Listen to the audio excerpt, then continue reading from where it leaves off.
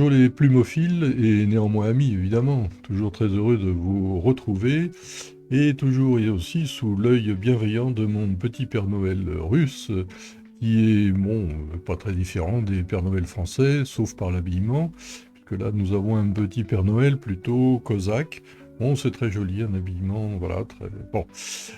Tout ça pour arriver à notre vidéo numéro 7 et qui va concerner l'Afrique sahélienne. Pourquoi s'y intéresser?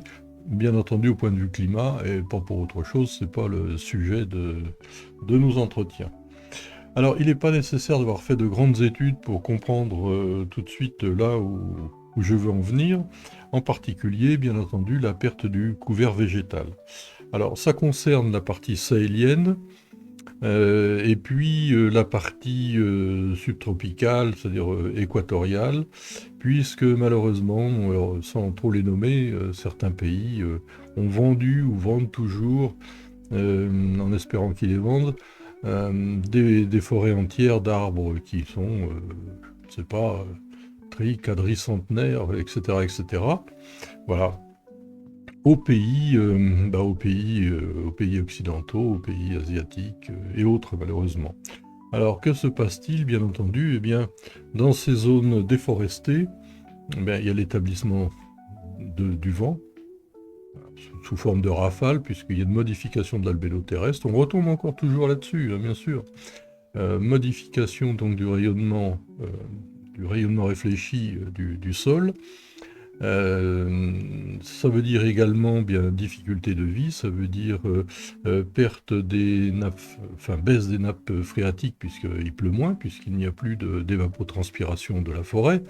Bon, tout ça, c'est la suite logique de la machine thermodynamique qui s'enraye, tout simplement, hein.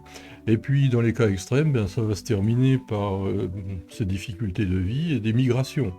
Migrations vers les grandes villes, mais également migration des pays qui paraissent des Eldorado, à la télévision tout au moins, tels que l'Europe ou autres, bien sûr. La forêt constituant à la fois une source de vie importante et une source économique, bien dès l'instant où elle a disparu, et d'alimentation aussi. Que font tous ces gens? Eh bien, ils essayent d'aller ailleurs, bien entendu. Alors maintenant, si on regarde un petit peu le tour de la Méditerranée, partons du midi de la France, tout simplement, pas la peine d'aller très loin. Que reste-t-il après les incendies de forêt? Ben, des cailloux, parce que globalement on oublie de replanter, on attend que la nature fasse le nécessaire, ça demande du temps, et puis entre deux l'érosion s'y met, et puis, voilà, avec les conséquences que ça peut avoir. Le sud de l'Italie, ben, c'est quand même assez caillouteux, hein, qu'on le veuille ou non. La Grèce, alors ben, là c'est pareil. Si on va en Turquie, bon, il y a une partie qui est verdoyante, mais il y en a aussi une bonne partie qui n'est plus, verdoyante, hein, montagneuse déjà en plus.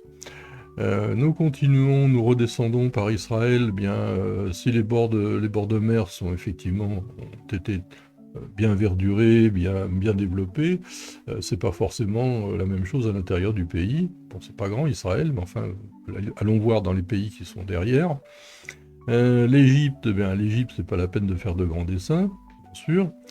Ensuite, la Libye, désert libyen, bien entendu.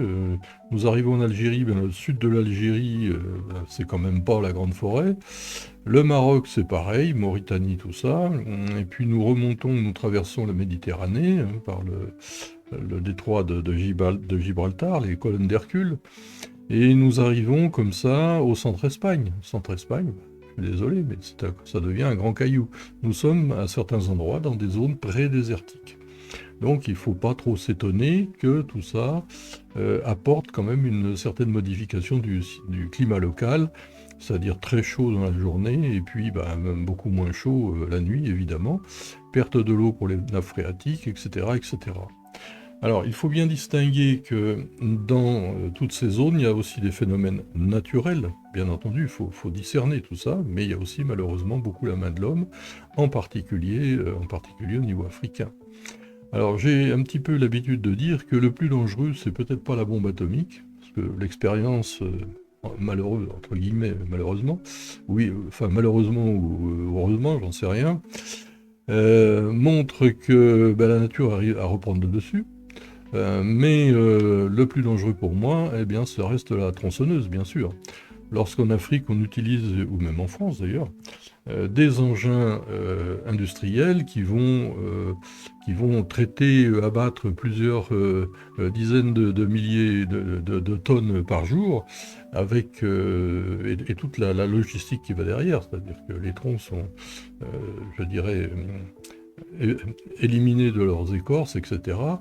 Lorsqu'on est en Afrique en particulier, alors ça intéresse plutôt le bord des côtes, donc océan Indien ou Atlantique, où là des bateaux qu'on appelle les bateaux usines, eh bien vont acheter des quelques milliers de kilomètres carrés de forêt.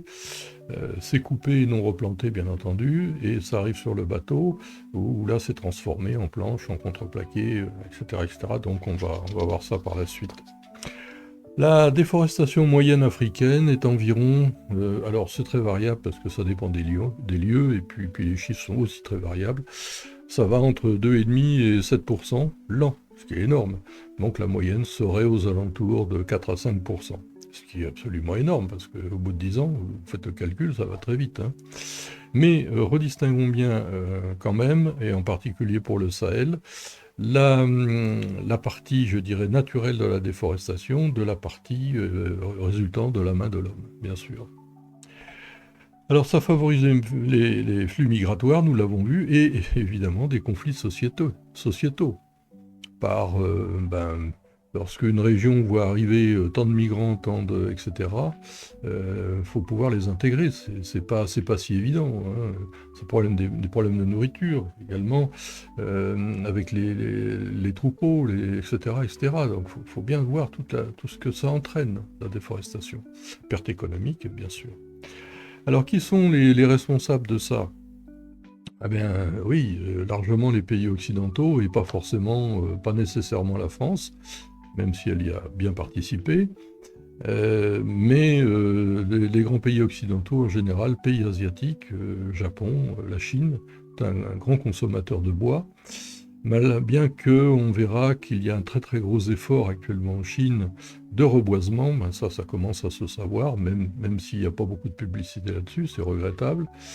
Euh, et puis, oui, les pays européens, bien sûr, le Japon, à travers les bateaux-usines tels que j'en parlais, mais il y a également les consommateurs, que sont donc pays européens, Japon, Chine et autres, voire les États-Unis, un peu moins quand même.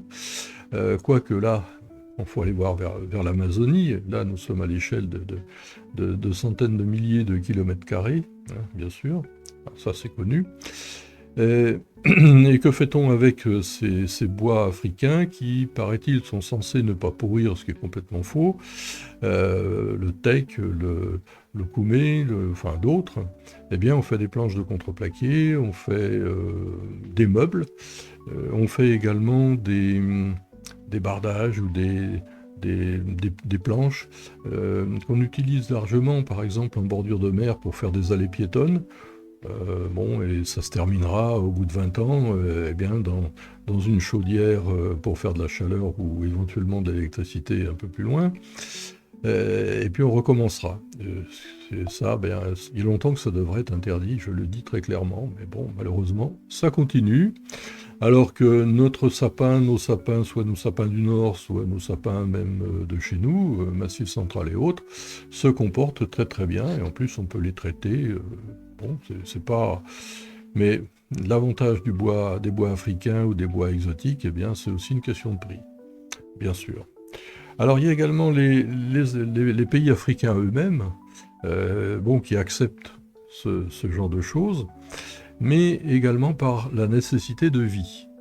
Nécessité de vie, j'allais dire, pour faire chauffer la soupe. Alors là, ça concerne plus la zone sahélienne, où l'on coupe ce qui pousse, hein. Il y a encore je dirais des surfaces boisées, mais qui sont, entre guillemets, de petits bois, et qu'on utilise, que l'on coupe pour faire du feu, pour faire chauffer la soupe, bien sûr.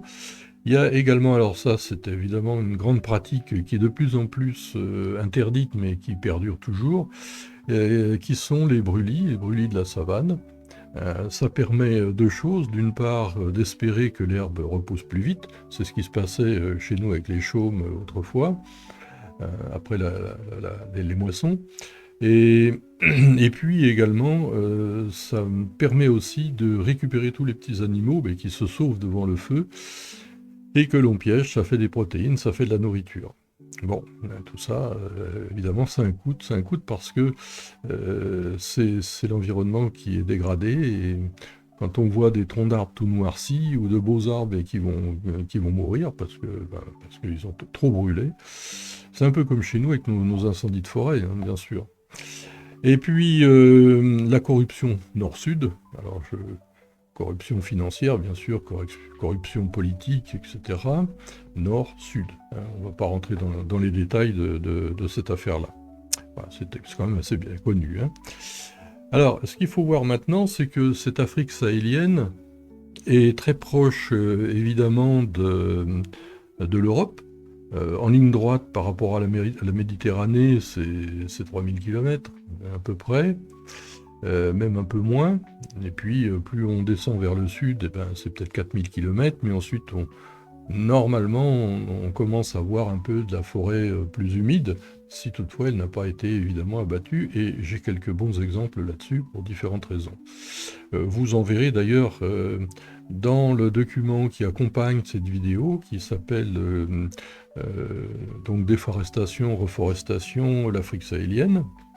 Et vous verrez les photos. J'ai en particulier en mémoire, alors dans un certain pays que je ne nommerai pas, où là l'Europe, entre guillemets, au titre de la coopération, je dirais entre guillemets a sévi.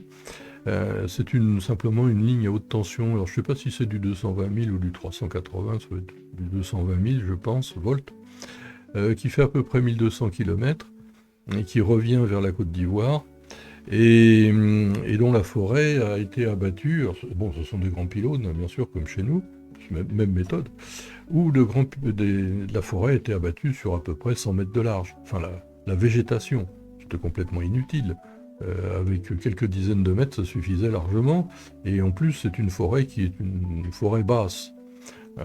Il y a un certain nombre... Alors, cette ligne à haute tension traverse à certains endroits une route nationale dont les arbres ont été abattus. Il s'agissait de Caïlcédra sénégalis, c'était des arbres qui ont été plantés du temps des colonies, qui aujourd'hui ils ont 150 ans, je ne sais pas combien. Le Caïlcédra adulte, c'est 2 mètres de diamètre, hein, sans problème, 2 mètres 50, 20-25 mètres de haut. Eh bien, je vois un certain nombre de grumes qui sont toujours dans une scierie depuis X années et qui finiront dévorés par les insectes. Bon, ça, quelque part, c'est, désolé de le dire, mais c'est un crime contre l'environnement, c'est pas évident. Donc, ne pas aller copier les méthodes occidentales en Afrique et j'allais dire peut-être aussi vice-versa, je ne sais pas. Donc tout ça a une déforestation du tour de la Méditerranée, déforestation de la partie sahélienne, ne peut avoir qu'une influence sur le réchauffement de la Méditerranée. Alors il est actuellement de l'ordre de 1 degré, c'est pas beaucoup, mais sur une masse d'eau pareille, ça représente une énergie calorifique absolument monumentale. Donc, un supplément d'évaporation, évidemment, en conséquence. Alors, je ne dis pas non plus que le réchauffement de la Méditerranée ne vient que de la déforestation ou de la modification d'albédo du tour de la Méditerranée, puisque plus on va construire des grandes métropoles et autres, plus évidemment elles vont rayonner au soleil, ça me paraît évident, faire fabriquer des radiateurs. Ça vient aussi de causes naturelles, il ne faut pas non plus tout mélanger, bien entendu. Mais ce qui est certain, c'est que ces masses d'air chaud du sud vont venir en conflit avec les masses d'air froid, plus froid, hein. Bien sûr, c'est toujours quelques degrés, dizaines de degrés, c'est pas 50, et qui descendent donc du nord, même de l'extrême nord, Sibérie ou aux zones des pôles. Donc Arctique, pôle Nord, Antarctique, pôle Sud, mais ça c'est pour la partie sud, bien sûr. Et donc, zone de conflit, eh bien, on récupère comme ça. Si je ne considère que le sud de l'Europe, alors Nord-Espagne, sud de la France, le Gard qui est bien connu pour ça, l'Italie, plaine du Pô et autres, si on ajoute à ça la déforestation, eh bien on a des conflits air chaud, air froid qui donnent des orages assez violents. Et si les dispositions anti-inondation ou l'augmentation inconsidérée des agglomérations, des routes, des autoroutes, etc., n'a pas été, je dirais, finement prise en compte, entretien des digues, entretien des canaux, entretien des fossés, etc., eh bien on arrive comme ça à des inondations très graves, mais aussi des glissements de terrain, enfin, et autres, voilà, bien sûr. Voilà. Alors, ensuite, l'énergie. Le système économique occidental est basé sur la consommation. Ça, je n'apprendrai rien. Depuis des décennies, on relance l'économie par la consommation. Bon, c'est-à-dire que l'État réinjecte de l'argent, qui n'est jamais que les impôts de chacun, pour relancer la consommation. C'est-à-dire que pour les consommateurs, eh bien, on consomme plus, puissent acheter des voitures, etc. C'est un système économique qui vaut ce qu'il vaut, qui n'est pas nécessairement transposable chez les Africains. Mais on peut aussi avoir l'inverse. Néanmoins, ça n'interdit pas de s'inspirer, que les Africains s'inspirent de ce qui se passe en Europe ou dans le monde, et réciproquement. Mais ce qui ne veut pas forcément dire de copier. Ce qui est applicable en Afrique n'est pas forcément applicable chez nous, et vice-versa. Ça paraît quand même amener le gaspillage en Afrique comme, j'allais dire chez nous, parce qu'il faut quand même reconnaître que la société occidentale est une société de gaspillage. Hein. Donc il ne faut pas confondre tout ça, et ça a évidemment des répercussions au niveau de l'environnement. Il n'y a pas de... S'il y a une bourse pour l'argent, bourse de New York, de Shanghai, de Paris, etc., bourse économique, je ne connais pas de bourse de la nature. Enfin, moi, à ce jour, ou en tout cas, je l'ignore. Évidemment, ça changerait beaucoup de choses. Plus on va fabriquer d'avions, plus on va fabriquer de voitures, plus on va fabriquer de je ne sais quoi, plus l'économie est censée mieux se porter. Je ne suis pas convaincu qu'aujourd'hui, on constate que, au moins pour la France et pour l'Europe, que globalement, le système se comporte mieux. J'en ai pas vraiment le sentiment. Bon, alors ça c'est la petite phrase que j'ai l'habitude de sortir, c'est un peu la devise, notre époque c'est l'époque du dieu argent, le dieu argent, et sa devise ce serait un peu investissement minimum, retour sur investissement le plus rapidement possible, et bénéfice maximum de façon à recommencer dans une autre opération, et puis s'il n'y a pas d'autre opération, d'en créer une, éventuellement. Bon. C'est pas un système qui me paraît très solide, mais enfin bon, c'est comme ça, et voilà. À mon avis, il doit avoir des limites, hein, assez rapidement. Donc revenons maintenant, les conséquences pour l'Afrique subsahélienne, eh bien, déforestation, perte de l'eau des nappes phréatiques, ça me paraît évident, perte de surface cultivable, échauffement du sol, ravinement, bon je connais un certain nombre de ravinements d'eau suite aux grandes pluies qu'on appelle les pluies de mousson, eh bien c'est combien? C'est 10 mètres de large, 5 mètres de profondeur, enfin voilà, et à chaque fois on en remet une couche. Hein. Fabrication d'un radiateur à infrarouge par l'albédo, bien entendu. Donc ça, ce qui va créer des ascendances relativement violentes, mais ça on l'a vu dans les études précédentes. Hein. Vent de sable, et de ce côté-là, on connaît les vents de sable, puisqu'on voit arriver régulièrement à certaines époques sur la France et même jusque sur l'Angleterre, des nuages de poussière qui viennent d'où? Ils viennent pas du pôle Nord, hein. Ils viennent du Sahara, ils viennent de par là. bien sûr. Donc c'est tantôt un petit peu ocre, couleur latérite, ou jaune, ou un peu marron, enfin bon, voilà. Et dans des conditions quand même relativement importantes. À chaque fois, ce sont des milliers et des milliers de tonnes de sable, je dirais même des dizaines de milliers de tonnes de sable, à l'échelle de l'atmosphère, bien entendu, hein. Alors les vents de sable, localement, des périodes, en particulier l'hiver, ce qu'on appelle la période d'harmattan sur le Sahel, ce sont des périodes de poussière, donc de vent de sable, qui retombent doucement, ça rentre absolument partout, c'est pas très épais, ça fait quelques centaines de mètres d'épaisseur. Dès que vous montez un peu en avion, vous retrouvez tout de suite et rapidement le soleil. Mais néanmoins, tout ce qui est en dessous baigne dans une chaleur, je dirais, un peu étouffante, et c'est pas forcément agréable. Ça veut dire aussi des problèmes de larynx, des problèmes de respiratoire en général, etc., bien sûr. Et ça ramène aussi bien, un certain nombre en dehors des polluants, qui n'arrivent pas à s'évacuer, polluants de circulation automobile, mais également des bactéries, évidemment, tout à fait indésirables. Alors, je précise qu'en ce qui concerne le paludisme, ça, c'est plutôt issu de ce que j'appelle les mares à canards, ou des surfaces d'eau stagnantes, et bon, pas forcément induites par les vents de sable. Bien que si on fouille un peu, il y a quand même un peu une correspondance, mais c'est quand même assez différent.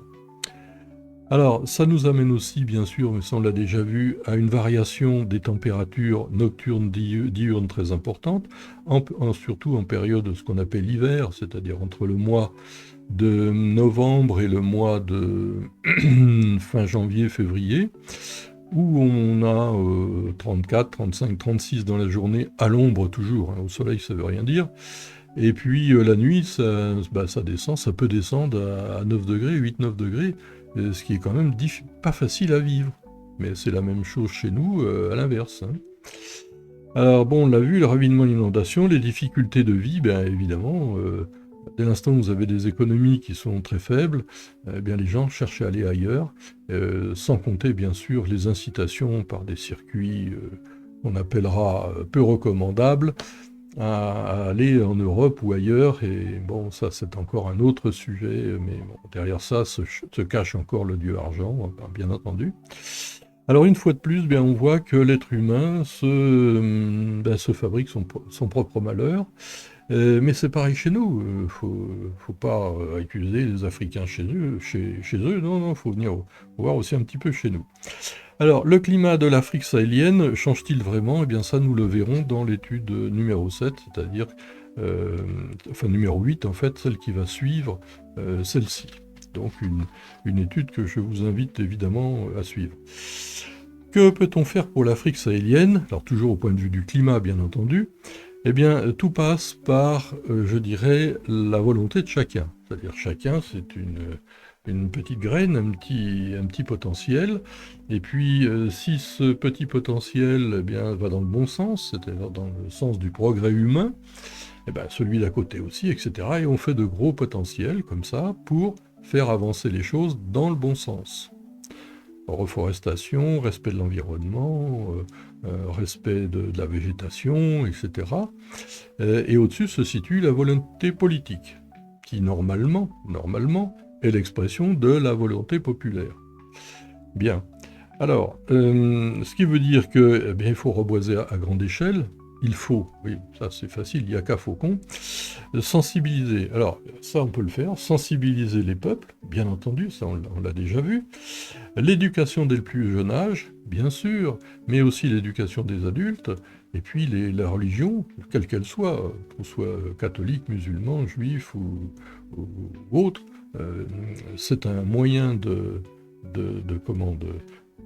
d'instruction, pour faire passer les messages absolument primordial, évidemment. Alors, appliquer des solutions simples. Quelles sont ces solutions simples pour reboiser? Bon, il y en a deux que j'ai en tête, mais ce ne sont pas les seuls. Il y a la méthode des petits murets ou des petits talus, c'est-à-dire qu'au moment des pluies, C'est pour nous, alors c'est notre été, hein. Les pluies, par exemple, au Sahel, c'est juin, juillet, août. Alors, si les très bonnes années, il peut y en avoir un peu au mois de mai, et puis jusque éventuellement dans le mois de septembre. Mais c'est surtout euh, juin, juillet, août. Alors ça ne veut pas dire qu'il pleut tous les jours non plus. Ça, il y a des années, c'est pas le cas, bien sûr. Donc on a en gros 9 mois de quasi-sécheresse, ou pas grand-chose, sur une année. Donc on fait des petits talus en latérite, enfin avec des pierres, enfin bon voilà, en travers des pentes, si bien qu'au moment des pluies, les eaux descendent avec les boues et entraînent des graines qui vont s'arrêter, enfin qui vont se décanter le long de ces petits murets ou de ces petits talus, et puis compte tenu de la chaleur, eh bien, vont rapidement pousser. Ça c'est une solution qui est très utilisée et puis qui coûte rien en plus, hein. Et puis une autre méthode que j'ai vue, c'est celle du petit pot en terre, qui fait 10 litres, quelque chose comme ça, dans lequel, et le long duquel on va planter une souche, un petit arbre, alors il fait 30-40 cm de haut, hein, pas plus, et on remplit régulièrement ce pot de la terre crue ou terre cuite, d'eau. Cette eau va filtrer, va venir humidifier la petite plante qu'on a mis le long et qui va évidemment grandir très vite. Et il arrive un moment où il n'est plus utile d'alimenter ce pot. La plante est suffisante pour grandir toute seule. Alors petit aparté, et une fois de plus, les replantations doivent se faire en essence locale, pas en essence de l'Amérique du Sud ou de Taïwan ou de l'Indonésie ou de je ne sais où. Bien entendu, ça paraît évident. Comme m'a dit quelqu'un, on n'est jamais aussi bien que là on a poussé, hein. Alors, quelles sont la protection générale de l'arbre? Alors, il y a les moyens coercitifs, du genre, ah, vous avez coupé un arbre, bon, ben, ça fera 30 jours de prison, je sais pas quoi. Si c'est de la récidive et que ça devient une habitude, ça, on peut comprendre. Mais je pense que tout passe d'abord par une prise de conscience, une sensibilisation des individus, petits, ça c'est l'éducation, adultes, prise de conscience, explication, formation, etc. Médias, religion, bien sûr. Et comme j'ai déjà dit, Dieu, quel qu'il soit pour chacun, n'a pas demandé d'aller couper les forêts. Non, non. Bon, donc voilà. Et donc c'était l'acceptation et la coopération des populations, bien entendu. Alors, ne pas copier le système économique occidental, bon ça on l'a vu, hein. Alors quelles sont les retombées économiques et sociales d'une forêt? Alors je parle toujours d'une forêt africaine, hein, bien sûr. C'est l'activité humaine en général, c'est l'emploi. Une forêt, ça ne veut pas dire qu'il ne faut pas tailler un peu les arbres pour faciliter leur pousse et autres, donc il y a des retombées déjà à ce niveau-là. Bois d'œuvre et de feu, bien sûr. Alors bois d'œuvre, mais raisonnablement, c'est-à-dire que quand on a une belle forêt, et en Afrique ça pousse quand même assez vite, beaucoup plus qu'en Sibérie, eh bien on peut commencer à faire du commerce d'exportation raisonnablement, le bénéfice allant bien sûr au pays. Et le bois de feu, pareil, bien sûr. L'évolution du climat, ça on l'a déjà vu, le rôle, les millions et voire les milliards de tonnes d'eau vaporisée dans l'atmosphère, forcément que ça va retomber sous forme de pluie, sous forme d'orage bienfaisant, etc., etc. Donc un système thermodynamique qui s'amorce et dont tout le monde profite. Les nappes phréatiques, bien sûr, quand on connaît les difficultés de trouver de l'eau au Sahel ou ailleurs, eh ben, il y a peut-être aussi une raison. L'export raisonné, je viens de le dire, la faune et la flore, bien sûr, fertilisation des sols, bien sûr, restauration de l'humus, le tourisme. Le tourisme, alors effectivement, il y a un tourisme au Sahel, au Sahara, bon, il est quand même pas très élevé. S'il y avait de belles forêts, ça serait évidemment tout à fait différent. Donc tout ça, ça représente, j'allais dire, une mine d'or, bien sûr. Et les médicaments. La forêt est une source, et la végétation en général, la flore, d'une source de médicaments absolument extrêmement importante. Donc tout ça se traduit par une prise de conscience et des possibilités, des moyens. Alors, que se passe-t-il aujourd'hui? Euh, En particulier au Sahel. Le Sahel aujourd'hui est sous couvert d'une alliance qu'on appelle l'Alliance des États du Sahel, l'AES, qui regroupe d'un point de vue politique, et politique au sens large, hein, le Mali qui a commencé, le Burkina Faso et le Niger. Ça représente à peu près 70 millions de personnes. Et je n'ai plus le chiffre en tête, mais enfin c'est X fois la surface de la France. Faut ramener tout ça quand même à une échelle réelle, hein, bien sûr. Et il y a effectivement à travers ces nouveaux gouvernements, une prise de conscience réelle de l'importance de la forêt. Puisqu'il y a les ministères de la forêt, je ne sais plus quoi, enfin quelque chose comme ça, de la faune, etc. Donc ça c'est très bien. Le problème qui se pose aujourd'hui, c'est le terrorisme qui ne doit rien au hasard, bien sûr, et où les surfaces boisées de basse hauteur servent évidemment de repère à tous ces gens qui vont massacrer à droite à gauche. Donc, ce terrorisme est quand même contenu aujourd'hui, voire dans une certaine mesure en voie de régression. Mais si l'on commence à faire de grandes forêts, c'est aussi, bien, et ça c'est de la politique, c'est de la géostratégie, hein, c'est aussi donner des couverts à tous ces gens-là qui sont armés, correctement armés, et ça évidemment c'est pas le fruit du hasard, c'est à nouveau de la géostratégie, géopolitique occidentale, etc. Donc je ne veux pas mettre les doigts là-dedans, c'est pas notre sujet, mais simplement ça ne doit rien au hasard, il faut bien s'en persuader. Alors, derrière ça, il y a des exemples à suivre, bien sûr. La Chine. La Chine, c'est 9,6 millions de kilomètres carrés, c'est pas plus de 19 fois la France. Une fois de plus, il faut ramener les choses à leur échelle réelle, et pas se contenter de notre petit département français, ou notre land allemand, ou notre région belge, ou je ne sais quoi. Non, il faut bien se... Voilà. C'est un gros importateur de bois. Mais oui, il ne faut pas le cacher, africains comme européens d'ailleurs, puisqu'on sait qu'en France, il y a des forêts qui ont été achetées par les Chinois.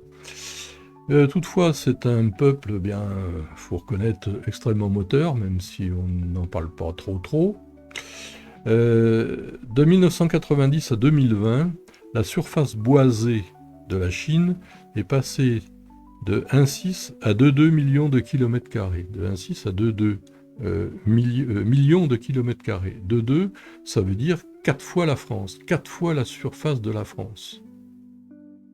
Donc, dès l'instant où les amis africains pourront également reboiser, eh bien, il y a la main-d'œuvre, il y a beaucoup de jeunesse. L'Afrique, l'ex-AOF, c'est 60% de jeunesse, en gros. Hein. Voilà, donc prévision pour 2025, 24% du territoire, donc 24% des 9,6 millions de kilomètres carrés, toute végétation confondue. Hein. Amélioration de la vie locale, dont économique, et puis on peut espérer que les Chinois auront moins besoin des bois africains et autres. Stabilisation des terres, amélioration du climat, retour des pluies, diminution du régime des vents, bien sûr. L'Inde, qui fait 3,3 millions de kilomètres carrés, alors ça fait combien ça? Ça fait presque 6 fois la France. Hein. Projet de 33% de couverture d'ici 2030. Donc, vraiment En fait, le poumon vert, s'il est en train de, malheureusement, de largement disparaître au niveau de l'Amazonie, eh bien, il est en train de se déplacer au niveau asiatique. Alors peut-être que les pays asiatiques, dans les décennies qui vont venir, on pourra les considérer comme le poumon, enfin un poumon de la France, et c'est pour ça que je souhaite la même chose pour l'Afrique, bien sûr. Alors, ça c'est quelque chose évidemment qui est extrêmement encourageant. Vous retrouverez, alors je le redis à nouveau, dans l'étude correspondante que vous pourrez lire à l'écran depuis le site internet www.laplumedutemps, vous aurez les photos, vous aurez tout ça. Et si vous allez faire un tour sur internet, reboisement de la Chine, etc., c'est très bien fait, il y a beaucoup d'éléments là-dessus. Et ça, j'aimerais bien évidemment qu'on en parle un peu plus souvent. Bon. Mais ça, c'est encore autre chose. Alors, le réchauffement climatique ou pas de l'Afrique, eh bien ça, nous verrons ça dans notre prochaine étude qui sera la numéro 8 et que je vous encourage vivement à suivre. Alors, quels sont les exemples à ne pas suivre? Voilà, je vais devenir méchant. Non, c'est pas dans ma nature. Mais simple constat. C'est pas, voilà. Alors, je reviens de notre pays gaulois, franco-français, simplement sur quelques éléments. Alors, la France est créditée de 0,8% des gaz à effet de serre dans le monde. 0,8%, c'est quand même pas beaucoup. À côté des USA, par exemple, ou de la Chine, évidemment. Mais nous avons arrêté tout programme nucléaire depuis 25 ans. Or, désolé de le dire, mais le nucléaire, une centrale, ça ne fournit pas de CO2. Et si l'on compare par rapport à la production durant sa vie, c'est-à-dire pendant les 50 ans de sa vie, entre guillemets, une centrale nucléaire est prévue pour 60 ans. Mais enfin, on a décidé que ça sera 50. Et que l'on ramène ça par rapport au kilo ou à la tonne de béton ou d'acier nécessaire pour faire fonctionner la centrale, eh bien, c'est entre guillemets peanuts. Et oui.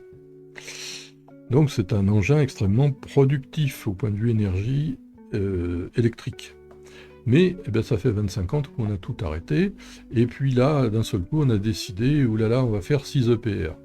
J'apprends hier qu'il y en a déjà 2 qui ont, sans mauvais jeu de mots, du plomb dans l'aile. Je parle en particulier autour de la centrale du budget dans l'Ain. Bon, ça commence bien.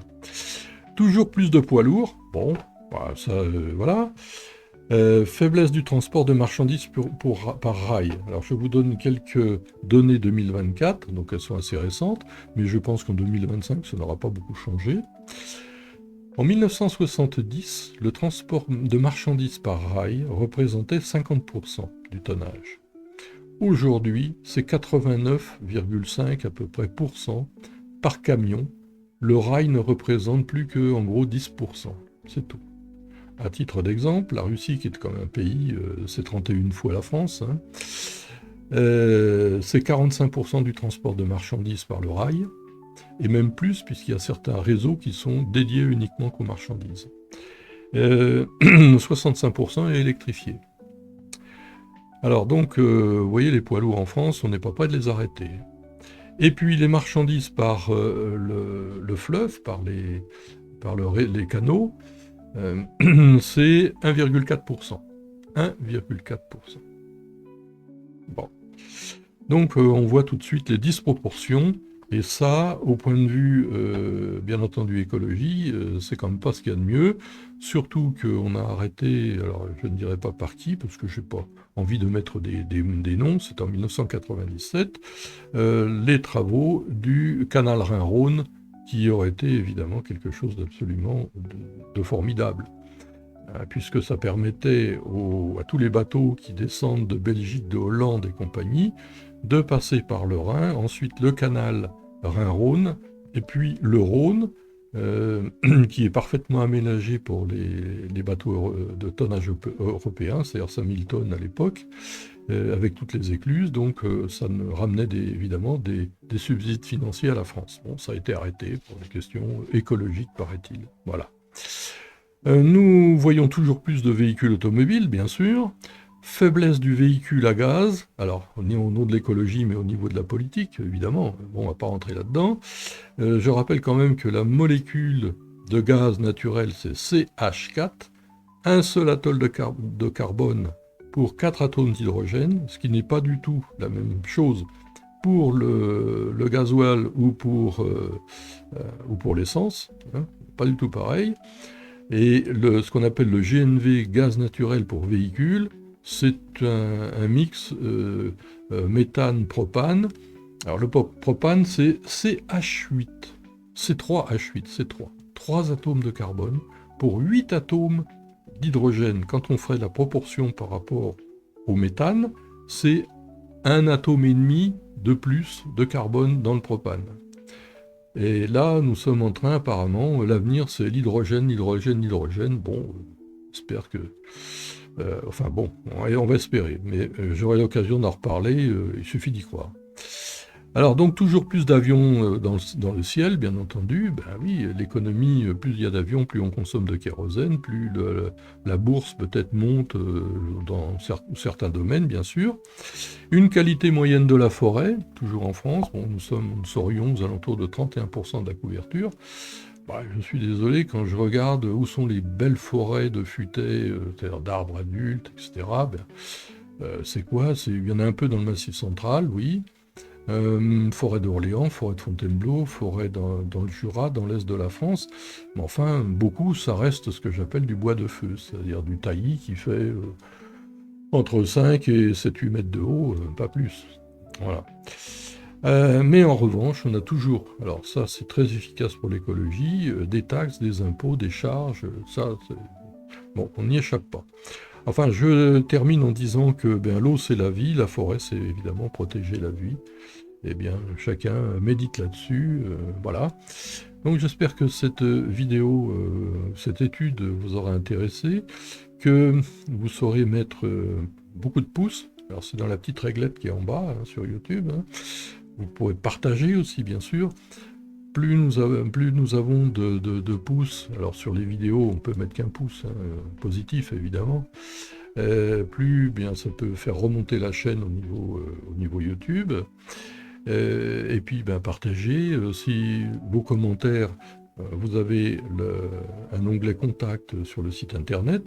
Alors je souligne des commentaires, c'est-à-dire des critiques positives. Les autres, bon, c'est pas la peine, ne perdez pas votre temps de toute façon. Et alors quand je dis positif, ça veut dire aussi des constructives. Constructives, hein, c'est le mot qu'il fallait utiliser. Si vous voulez être annonceur, si vous voulez être sponsor, ben, évidemment aucun problème. Voilà, alors, donc je reviens 2 secondes avant de terminer sur le petit document que je vous présente toujours d'habitude, initiation au climat, l'albédo terrestre, le rôle de la forêt. Bon, petit document, c'est global, hein, très intéressant, qui m'a été demandé plusieurs fois d'ailleurs pour des écoles, pour des choses comme ça.